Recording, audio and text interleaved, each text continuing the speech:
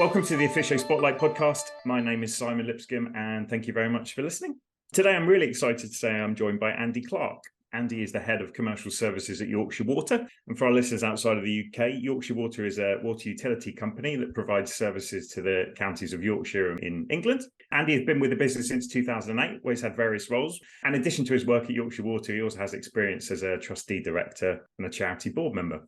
So Andy, firstly, thank you so much for joining me for the conversation today. I mentioned briefly then in the intro, you've been at Yorkshire Water a number of years, but really interestingly, I think you've had a number of different roles in that time. And perhaps most interestingly, in terms of our conversation today, initially, a lot of them weren't procurement or even very closely connected to procurement. So I was really interested to perhaps kind of start a little bit about your journey into procurement, which I think is different to a lot of people we speak to, and actually what you think that might have brought you to your role as you have it now. Yeah, thank you for inviting me, Simon. I'm really happy to speak with you today. As you say, I think I've got a little bit of an unusual route into procurement, and I can feel a little bit of a fraud sometimes, actually, because I'm a head of procurement who's never run a procurement process. And that means that I haven't had that kind of stepping through the stages of procurement process that others might have had. But I am convinced that there's a benefit in that, and I'm securing my role for that reason. So I've been in the business for quite some time, as you say, and a lot of that was really starting out on the graduate scheme, spending time around the business in the sort of more key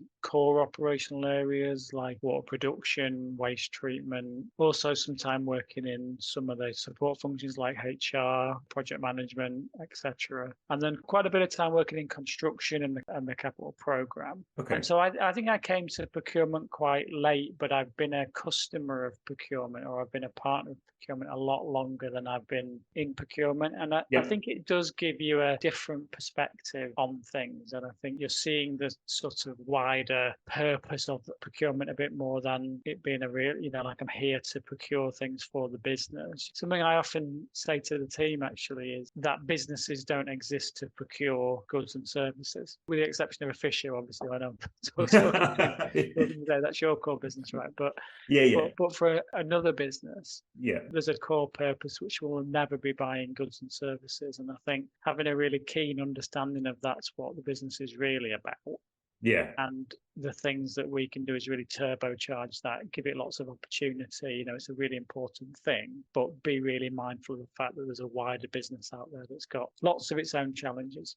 Yeah, a couple of things in that are super interesting. How did you end up in procurement then? If you'd started in all these other places, what was the trajectory that ultimately took you to it? I've been in a business that recognises that senior management is a discipline in its own right. Okay. And that there's a context that comes alongside that. So I think what I would hopefully say is that I've been successful in leading other functions and been successful in transforming those functions and delivering on the goals of them, really. So there was a confidence, I think, in the business that I can take on something new and I can apply some of the same kind of philosophies I've had before. I do think that holds up. So, whilst procurement is different to, say, operations, you've still got a bunch of resources that you're trying to direct towards a load of outcomes that you want to achieve. That's the same. And, how you do budgeting, how you get people together, how you sell a vision, how you change something, they're all very similar activities. So I think partly it's that, having a leader with the ability to lead an area. And then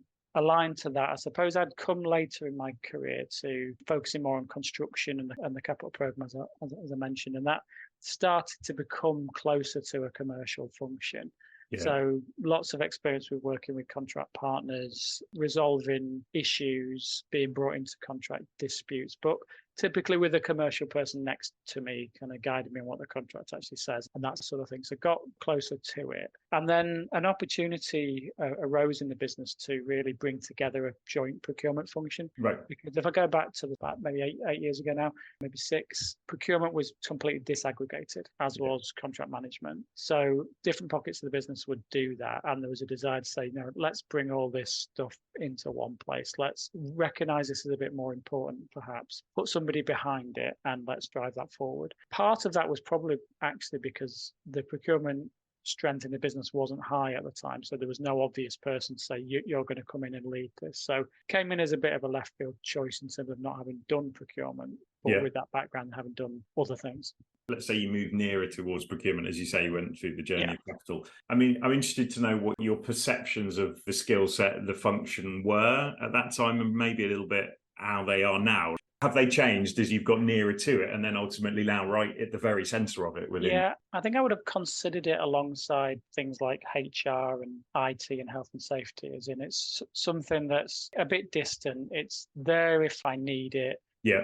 Probably interact with it if I have to, but wouldn't see it as a person to go to if I want the problem to be solved. And I think that's been one of the key things that I've worked on with the procurement team, that if you're always seen as something that you have to work with, there's a feeling of kind of obligation about that. And it's not a positive thing you look forward to. It's, I'm going to have to go through this process. I'm going to have to speak to these people. And you kind of gird your loins for that, don't you? I'm going to have to go through this. But actually trying to get to a position where we are trusted partners. So I mentioned earlier on actually the word partners, because that's been a real key focus of me. I dislike using the term internal customers, and I dislike it for positive reasons. I think when you get that customer language, it starts to become a little bit subservient, and it starts to become, my job is to do what you need to be done. And I think it introduces a power imbalance, which is actually really unhelpful. Our business at Yorkshire Water has customers, obviously, as the people that we serve out in Yorkshire. They're the real customers. Everybody internal for me are partners that are working together to serve those customers. So I might obsess about that a bit too much, but it's really this idea that we're partners for the business, and they will ultimately have to work with us on some things because we've got a governance process that requires it. But we actually do good work when we work with them, that if you bring us in early, we can help you shape your ideas. You've got to be easy to work with if you do these sort of things, and you've got to be, I think, realistic about things. So I think any procurement function has the ability to say, I'm going to bring in some best practice approach to something. And I've seen that in the past before. And I think sometimes the best practice for something won't actually fit with your business in its current state of maturity for a particular item. And I think if you've always got that big disconnect between something that you're saying an organization should be doing and where it actually is, that is not a harmonious thing. There's something about trying to pull them towards this best practice position, but we're in the business that we're in. We're not in some idealized business that we would like to work with, where the stakeholders are all available all the time and they're just really interested in changing suppliers and all these things. The real world really exists, and it exists for a reason, and we have to be partners in that and understand what their drivers are. So that partnership has been a big part of what I've been about. And my history of being on the other side of that, I think, has really helped that, because I don't think you can be a partner with somebody if you don't understand what's driving them, and you've not got empathy, and you haven't kind of been in their shoes and understand what pressures they're under. I absolutely can get that, right? That your experience from the outside coming in enables you to have a much better perspective on that view of your customer base or your internal customer base. I'm interested, does it work the other way in the sense that you're also better placed to articulate procurement back to the business in a way that they would understand, in a language that they would, which perhaps is not always the case with procurement people that have only ever done procurement? That might not be such a core skill. Yeah, I think that is really important, actually, because we can be a bit dismissive in procurement, I think, about how difficult it is to work with our stakeholders in the business. And it normally won't take long for a few procurement people to get together before they start complaining a bit about their stakeholders in the business and about how difficult they are to deal with. But I think we've got to recognize we have our own language. We talk about RFQs and ITTs and all these things. They won't mean anything to people in the business, but I think we have to meet people on their terms, talk in the terms that they're interested in, find out what performance they're trying to achieve, and let's find a way of us achieving that.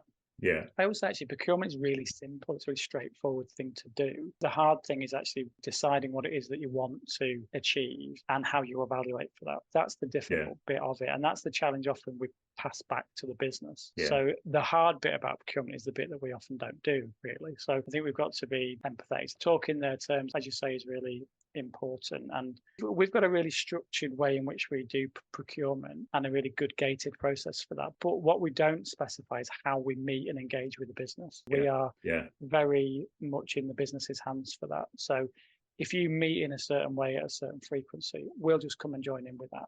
If you decide to have some get-togethers in a certain way and it's not set up for our purpose, fine, we'll come along and join in with that. So I think we've got to be flexible in our engagement, but then quite structured in our procurement. And those things are not difficult to achieve. It's just about meeting people in their place and talking in their terms, and then using the information we gather to then bring into our process.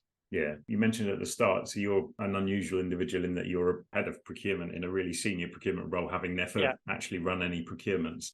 Did your lack of understanding, if you like, of the process of procurement help you in your role? And I suppose particularly in the context you are in a utility, right, which is a regulated business. So perhaps even against the normal private sector procurement process, you have less freedom in a regulated environment. Right. What was that like? I'm really intrigued. Was it helpful, your lack of understanding of some of that stuff, in order to enable you to focus on other things people might not ordinarily? I think it is helpful to be able to step back from something and try and see the core purpose of it, certainly. And I think part of it depends on what you see your job as a leader to be. And I've never thought of my job as being to be more knowledgeable than other people or to be more able than other people. I think I've come to the conclusion a while ago that my job is just different. It's not harder. It's just something that needs to be a different set of skills brought to it. So I don't tend to believe that the best buyer makes the best manager of buyers, for example. Yeah. And I think something that's interesting for utility companies is that we are bound by the utilities regulations. And there used to be a time when we sourced our buyers, we recruited our buyers based on having experience of those regulations. And actually, we found that you tend to get not as much dynamism as I would like, seeking a really strong commercial goal in that. Yeah. And that actually, on reflection, the teachable bit is the regulations, and the less teachable bit is the drive and the motivation and enthusiasm. Yeah. Go out there and do a good deal, engage with the supplier, use sort of influencing and psychological strategies for how you're going to get the result. So actually switching that around, I think, is really interesting. That's the bit that we try and recruit for now, and we want people with that enthusiasm and the regulations that can come. So I think I'm similar to that, as in I can learn the regulation and stuff that come alongside it, but more importantly, I know that there's people in the business that can do that, people in my own structure. And I really use those people's understanding. So I suppose you have to believe it to some extent to be in a role when you're a non-technical leader of a technical discipline. Yeah. But having done that a few times, I've found it actually a really rewarding experience. And I get my job satisfaction out of extracting really good information from really strong technical people, or enabling them to be as productive as possible by taking some of the barriers away. Yeah. And often in procurement, the barrier is actually I can't get the stakeholder I'm working with to work with me or give me the information that I need. And that's usually a non-technical solution to that, actually. That's an influencing point. That's something to your point earlier about are we talking to them in the right language? Are we making this important to them because it's delivering something for them? So I come in much more on that ground, how we influence our stakeholders, how we set ourselves up as a function, for example. So I've done a lot of work in procurement in terms of what's the right operating model for us to have. And I think part of my approach to that is benefited from the fact that I'm not a procurement sort of dyed-in-the-wool person. I can take a little bit more of a dispassionate view of that. Yeah. And one of the other things I think is fascinating about your experience in procurement is about that change, right? I think you have presided over a lot of change, more change than a lot of other procurement professionals who've been involved a long time would have done. Just interested in your perspective on that change, what that's been like and that level. And it's really interesting to centralize functions in particular. So we now have a commercial function at Yorkshire Water, which has brought together procurement from across the business. It's brought together contract management from across the business. It's brought together a procure to pay function, and it's created a new capability called commercial assurance. Yeah. And each of those things was actually really difficult because it was an influencing job, and to convince people in the business that when something comes away from them and comes into a centre, that they've gained something, that they haven't lost something. Yeah. And it was a multi-year journey based on bringing something together, delivering on it, explaining the benefit of it, and then moving to the next stage of it. Yeah. But genuinely a really difficult thing to do. I found it more with contract management actually, but that people feel a loss of power and control when you don't own contract management. Yeah. But actually, I spent a lot of time trying to talk to people about the difference between contract management and vendor management, as we call it, or operational management. And it's only the combination of those two areas that actually working in partnership together gives the best outcome for the business. So it's not trying to say to people, you're not commercial, because people hate hearing that, actually. People react badly to that. I often think procurement's interesting because everyone thinks they're good at it.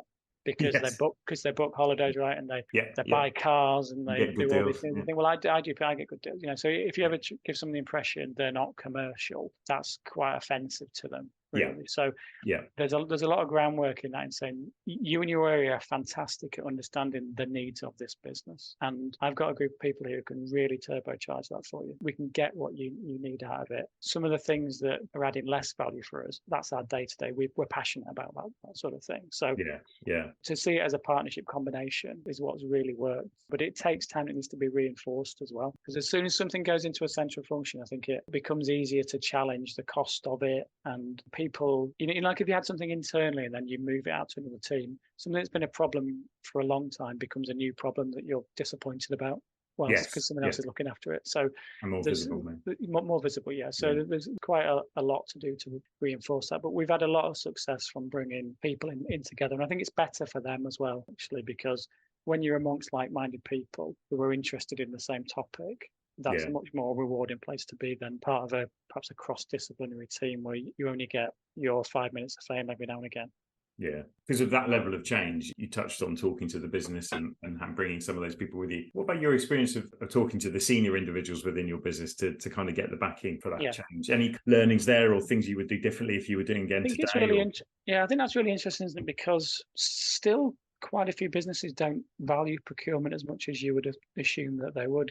Given so much spend goes through procurement, it's treated quite transactionally often at the senior level as well. So we've done a lot of work there to try and raise the gaze of the senior population to this being something that's important. Yeah. You can only do that, I think, by explaining to them their role in that process.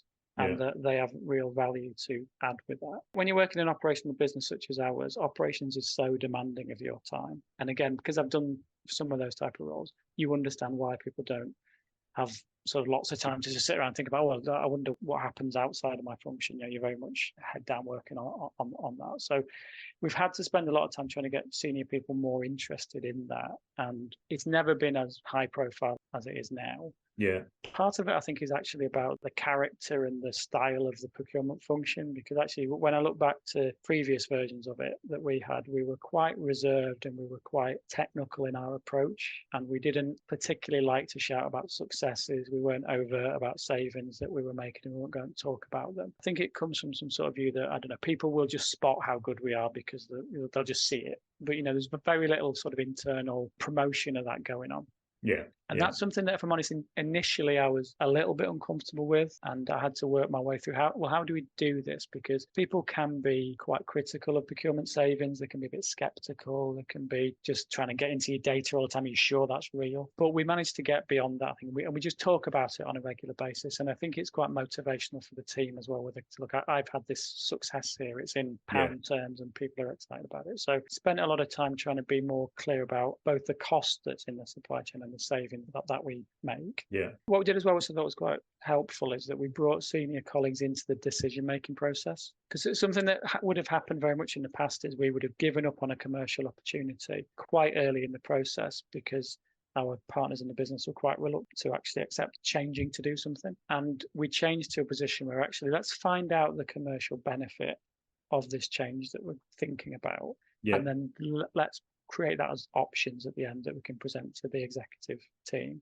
So it's something that I called giving up at the end, not giving up at the start. We have to give up, fine, let's give up at the end. And we'd put that in front of the executive and say, look, there's two different ways of doing things here. Which one do you want to go for? And I found with that, actually, we started to make more changes because people could actually see the pound note difference between, choice A and choice B. Yeah. And sometimes it was fairly straightforward things, like it might be the color of a laptop. I'm used to it being one color. Is it okay to be in another one? Or sustainability is really interesting, actually, because you can present the sustainability difference between two different options. Mm-hmm. And certainly found a few times there that there might be a sort of small premium on sustainability, but people will happily take that. So we've got people much more involved into that. And we have a senior committee that now sits on that, which is the executive of the business, and we take procurement decisions to that group. And that's not something we would have done previously. So the awareness and the understanding of its importance, so they can now significantly better. Yeah, you've come in from outside into procurement. You've made big changes. You've changed a lot. You've re-established the value, if you like, of procurement in the organisation. I'm really interested in what the future looks like for you in terms of your